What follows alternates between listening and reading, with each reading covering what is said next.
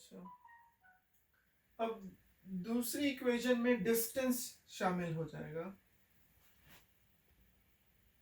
एक कार यहां से यहां तक पहुंची, उसकी एक इनिशियल वेलोसिटी थी, एक फाइनल वेलोसिटी थी, ठीक है, और यूनिफॉर्म एक्सेलरेशन है, तो ये आहिस्ता आहिस्ता बढ़ेगी, ठीक है। टाइम t और डिस्टेंस s। तो अब हमें दूसरी इक्वेशन में डिस्टेंस को अंदर लाना है, ठीक है, कि डिस्टेंस कितना होगा। आपको मालूम है कि डिस्टेंस s जो है वो स्पीड मल्टीप्लाइड बाय टाइम होता है। फॉर एग्जांपल कि अगर 10 किलोमीटर पर घंटे की स्पीड से कोई जा रहा है, तो 1 घंटे में कितनी किलोमीटर जाएगा? 10, राइट। और 2 घंटे में कितनी जाएगा? 20 किलोमीटर, राइट। तो ये जो फॉर्मूला है डिस्टेंस का, वो स्पीड मल्टीप्लाइड बाय टाइम होता है। लेकिन जब गाड़ी एक्सेलरेट कर रही है, मतलब पहले स्पीड कम थी फिर स्पीड ज्यादा हो गई, तो हम कौन सी स्पीड लेंगे? पहली वाली लेंगे कि आखिरी वाली लेंगे? चूंकि ये एक ही रफ्तार से या एक ही तरीके से बढ़ रही है, तो हम इसका एवरेज ले सकते हैं। तो स्पीड का एवरेज कैसे आएगा? Initial velocity plus final velocity, और उसको 2 से डिवाइड कर देंगे तो एवरेज हो जाएगा, मल्टीप्लाइड बाय टाइम, ये हो गया डिस्टेंस, ठीक है। तो अगर स्पीड कांस्टेंट रहती तो हम सिर्फ उस कांस्टेंट स्पीड को, for example 2 miles 2 kilometre per hour से टाइम को मल्टीप्लाई कर देते, 1 घंटा 2 घंटा जितना भी। लेकिन चूंकि हमारी स्पीड पहले कुछ और थी और बाद में कुछ और है, लेकिन वो एक ही रफ्तार से ऊपर जा रही है, तो हम इन दोनों का एवरेज निकाल के डिस्टेंस मालूम कर सकते हैं। तो डिस्टेंस क्या होगा? Initial velocity plus final velocity, उसको 2 से तकसीम कर दिया तो एवरेज आ गया वेलोसिटी का। तो एवरेज वेलोसिटी टाइम्स टाइम, ठीक है। अब फर्ज करें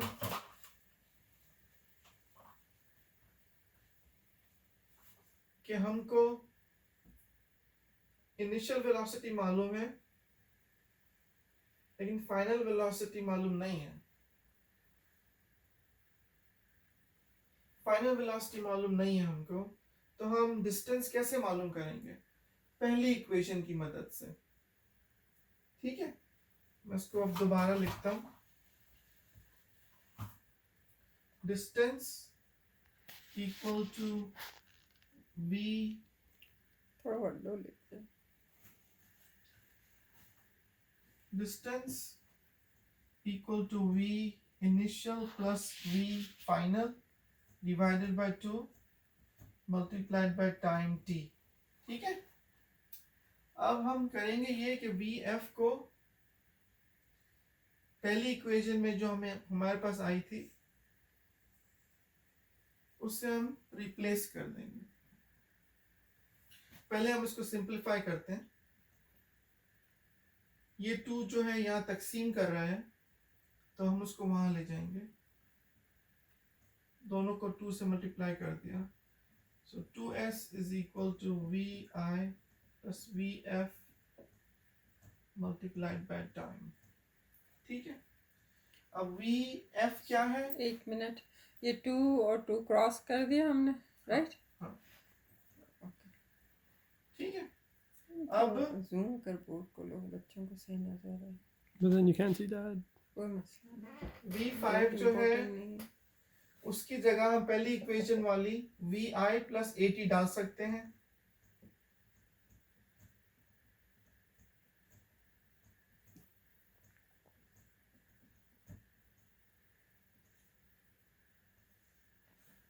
ठीक है।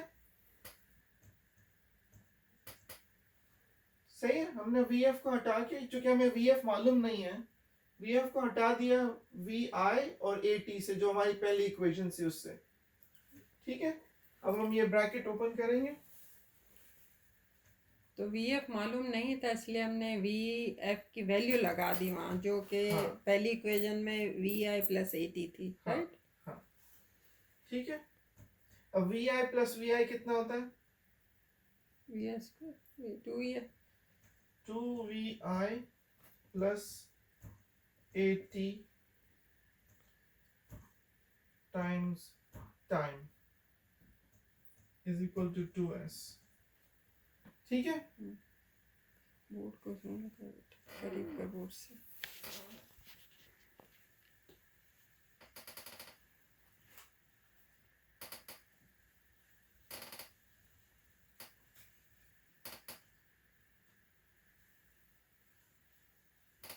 बोर्ड छोटा है तो हम ऊपर स्टेप कर रहे हैं, राइट? इसके बाद का स्टेप हम ऊपर ले जा रहे हैं। ठीक है, यहाँ तक तो पहुंच के 2s is equal to 2vi initial velocity plus at. अब ये t जो है जब ब्रैकेट के अंदर मल्टीप्लाई करता है तो दोनों को मल्टीप्लाई करता है, राइट? तो हम इसका ब्रैकेट ओपन कर रहे हैं यहाँ पर। ये 2s is equal to 2vi t plus at square. ठीक है? ठीक है। अब यहाँ चूंकि ये 2s है ना, हमें सिर्फ एक s चाहिए, तो हम डिवाइड पे इसको डिवाइड करेंगे 2 से,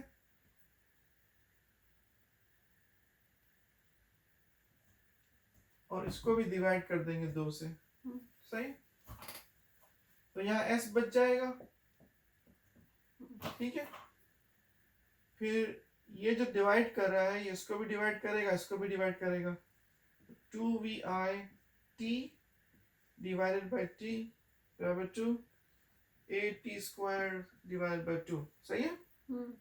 अच्छा, अब इसको सिंप्लीफाई कर दो तो s is equal to v initial times t plus at square over 2।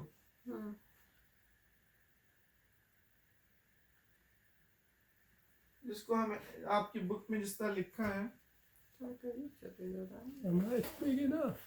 Oh. Sure. Yeah, कि because distance is equal to v initial times t plus half at square, जो कि ये डिवाइड बाय 2 एक ही बात है। इस तरह लिखा है। ये इक्वेशन आपकी नंबर 2 है। ठीक है, डिस्टेंस जो है वो इनिशियल वेलोसिटी टाइम्स टाइम, और इसमें ऐड करेंगे हाफ एक्सेलरेशन टाइम स्क्वायर। तो ये इक्वेशन कब इस्तेमाल करेंगे?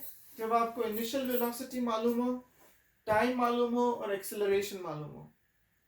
ये इक्वेशन ये कब इस्तेमाल करेंगे? जब डिस्टेंस नहीं है, आपकी इनिशियल वेलोसिटी मालूम हो, एक्सेलरेशन और टाइम मालूम हो, और आपको फाइनल वेलोसिटी मालूम करनी हो, तो ये इक्वेशन इस्तेमाल करेंगे।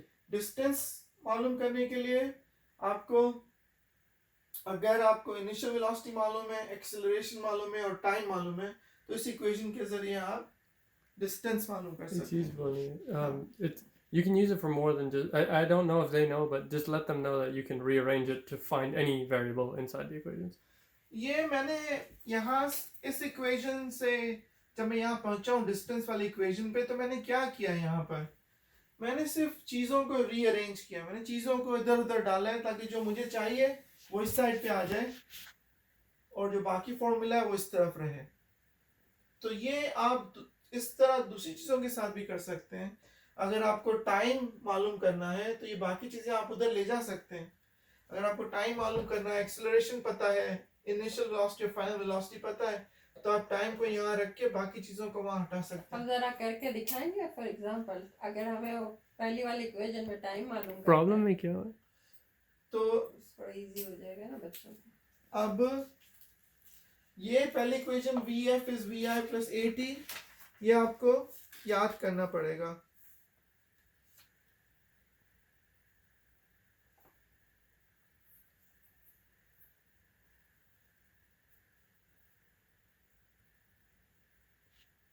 Should I stop the recording? नहीं, आप जरा बताएंगे अगर टी मालूम करना हो। मैं बता रहा हूँ, लेकिन ये दो इक्वेशन आप, मैंने किस तरह किया, मैंने रीअरेंज किया। ठीक है, ये इक्वेशन आप याद रखिएगा और याद करनी पड़ेगी आपको, लेकिन इस तरह ये इक्वेशन आई है। तो फर्स्ट का ये इक्वेशन है हमारे पास और हमें नई इक्वेशन बनानी है टाइम के हिसाब से। हमें vf पता है, फाइनल वेलोसिटी, इनिशियल वेलोसिटी पता है, एक्सेलरेशन पता है, ठीक है, लेकिन हमें टाइम नहीं पता। तो टाइम हम कैसे मालूम करेंगे? सबसे पहले तो इसको यूं कर देते हैं, v initial plus at is equal to v final. इसको हमने उल्टा करके लिख दिया, ये इधर लिया, ये इधर लिया है, तो क्या एक ही बात है, राइट। ये जो है वो दोनों के बराबर है, तो हमने ये पहले लिख लिया ताकि हमारा टाइम इस तरफ आ जाए। अब सबसे पहले हमें ये इनिशियल वेलोसिटी यहाँ से हटानी है। चूंकि ये ऐड हो रहा है, जमा हो रहा है, तो इसको हटाने के लिए हमको क्या करना पड़ेगा? माइनस करना पड़ेगा, ठीक है। तो हम v initial plus at minus v initial,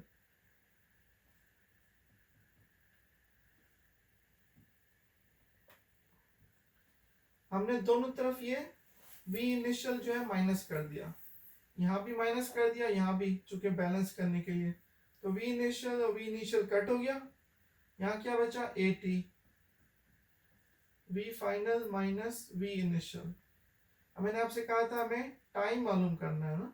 अब हमें a हटाना पड़ेगा यहाँ से। a कैसे हटेगा? डिवाइड, हम दोनों को डिवाइड कर देंगे, ठीक है, ये कट जाएगा और टाइम क्या होगा? v final minus v initial divided by acceleration. तो अगर टाइम मालूम करना हो तो हम ये नई इक्वेशन हमारी बन सकती है। हमें एक्सेलरेशन मालूम करनी हो तो हम t के बजाय, सॉरी a के बजाय हम t को हटा सकते हैं।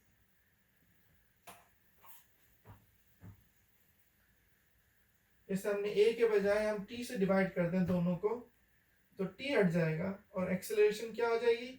vf minus vi divided by time. तो ये हम रीअरेंज कर सकते हैं अपनी मर्जी से सवाल को हल करने के लिए। अब जो तीसरी इक्वेशन है, तीसरी इक्वेशन है, इसको बंद करके ऑन करो ताकि